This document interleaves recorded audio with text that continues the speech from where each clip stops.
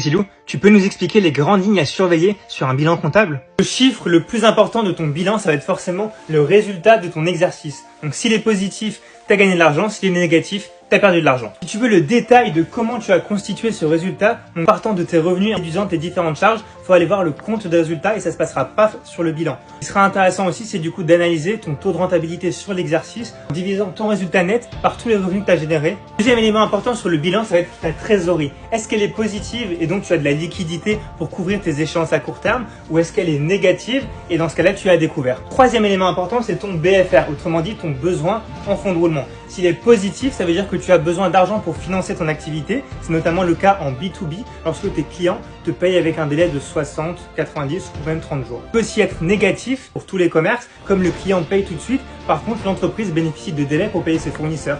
Donc, elle va forcément avoir plus d'argent sur le moment. Elle va avoir un besoin de fonds de roulement qui va être négatif. Quatrième élément, le ratio d'endettement. Ce ratio d'endettement, il va être supérieur à 1 ou bien inférieur à 1 et ça va te montrer si ton entreprise est assez endettée ou pas.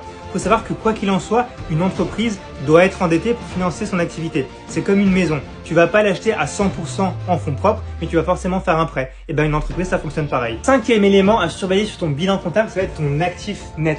Cet élément va te permettre par exemple de valoriser ton entreprise à un moment donné. C'est une méthode de valorisation de ton entreprise. Bien sûr, il y en aura d'autres. Enfin, dernier élément, la rentabilité des capitaux investis. Donc pour avoir cette rentabilité, tu vas faire ton résultat net donc, que tu as trouvé ici, divisé par les capitaux propres, donc ce qui a été investi dans la société. Ça te permet de voir du coup chaque euro investi, combien est-ce qu'il te rapporte. Ces éléments sont des éléments à surveiller si tu as ta propre entreprise et si tu analyses ton propre bilan. Par contre, si tu vas analyser le bilan d'une autre entreprise, il y aura d'autres éléments à surveiller, notamment les provisions pour risque ou encore le mode de financement de l'actif. Si tu veux plus d'infos comme ça, abonne-toi.